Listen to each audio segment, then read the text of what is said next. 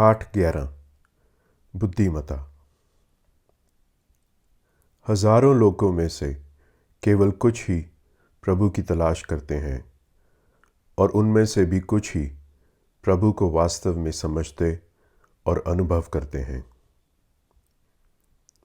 पृथ्वी, जल, अग्नि, वायु, आकाश, मन, बुद्धि और अहंकार प्रभु की भौतिक ऊर्जा के 8 विभाजन हैं।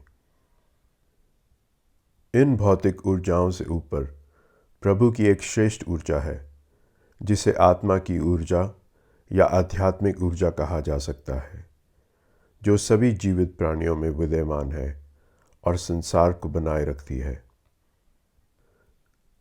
सभी जीवित चीज़ें इन 2 ऊर्जाओं से उत्पन्न होती हैं और प्रभु ही समस्त सृष्टि का अंतिम स्रोत और अंत है। प्रभु से ऊपर कुछ भी नहीं। समस्त अस्तित्व प्रभु से जुड़ा है, जैसे माला की मोती धागे से जुड़े होते हैं। प्रभु पानी के स्वाद में, सूर्य और चंद्रमा की रोशनी में, पवित्र ओमकार ध्वनि में और मनुष्यों की शक्ति में विद्यमान है। प्रभु पृथ्वी की सुगंध और अग्नि की गर्मी में है। वह सभी प्राणियों के जीवन में है और उन लोगों के प्रयास में है जो आध्यात्मिक विकास की खोज में है। प्रभु सभी प्राणियों की मौलिक प्रकृति या बीज हैं। वे बुद्धिमानों में बुद्धि और शक्तिशालियों में शक्ति हैं। वे उन शक्तियों में हैं जो इच्छा और आसक्ति से मुक्त हैं और वे प्रत्येक प्राणी की धार्मिक इच्छा में भी विद्यमान हैं। प्रकृति के 3 गुण, सतोगुण, रजोगुण और तमोगुण, प्रभु से उत्पन्न होते हैं, हालांकि प्रभु इनसे अलग और अप्रभावित रहते हैं। ये 3 गुण संसार को भ्रमित करते हैं, जिससे लोग प्रभु की सर्वोच्च और शाश्वत प्रकृति को नहीं देख पाते। प्रभु की दिव्य ऊर्जा, जो इन 3 गुणों से बनी है, को पार करना कठिन है, लेकिन जो लोग प्रभु के प्रति समर्पित होते हैं वे इसे पार कर सकते हैं। जो लोग भौतिक इच्छाओं से भ्रमित होते हैं वे प्रभु की खोज नहीं करते और विनाशकारी मार्ग का अनुसरण करते हैं। लोग आध्यात्मिक जीवन की ओर विभिन्न कारणों से आते हैं, कुछ कष्ट के कारण, कुछ ज्ञान की इच्छा से, कुछ मानवता की सेवा करने के लिए और बहुत कम लोग आत्म साक्षात्कार के लिए आते हैं। इन साधकों में से जो प्रभु को अपना सर्वोच्च लक्ष्य मानते हैं वे प्रभु को सबसे प्रिय होते हैं।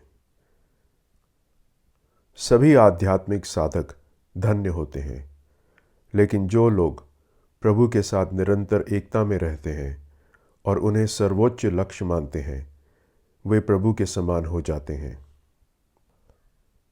ज्ञानियों को प्रभु पर ध्यान केंद्रित करने में कई जन्म लगते हैं। ऐसे महान आत्माएं दुर्लभ होती हैं।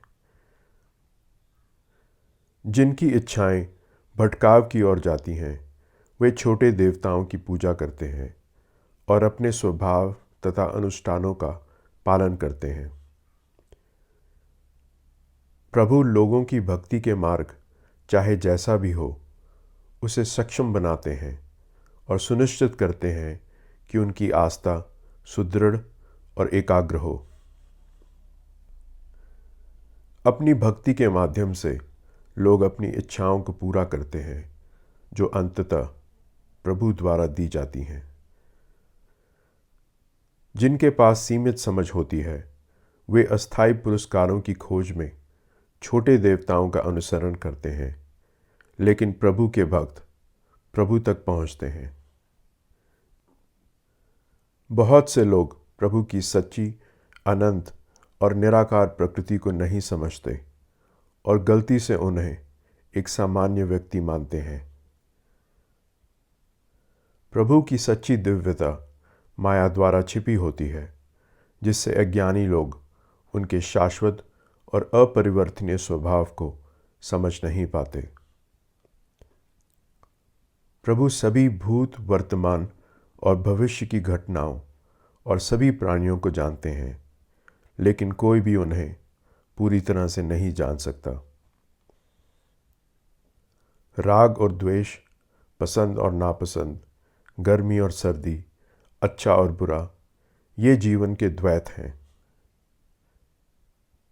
ये द्वैत सभी प्राणियों को जन्म से ही भ्रमित करते हैं और प्रभु के समझने के मार्ग को धुंधला कर देते हैं। जो लोग इन द्वैतों को पार कर जाते हैं और धार्मिक कार्यों से शुद्ध हो जाते हैं, वे स्पष्ट दृष्टि से प्रभु की आराधना करते हैं।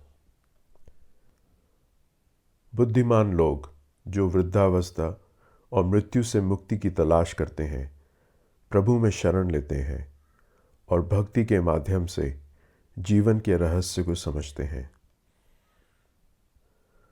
जो लोग प्रभु को भौतिक वास्तविकता, दिव्य व्यवस्था और यज्ञों के सार के रूप में पहचानते हैं, वे मृत्यु के समय भी प्रभु के प्रति जागरूक रहते हैं और सच्चा ज्ञान प्राप्त करते हैं।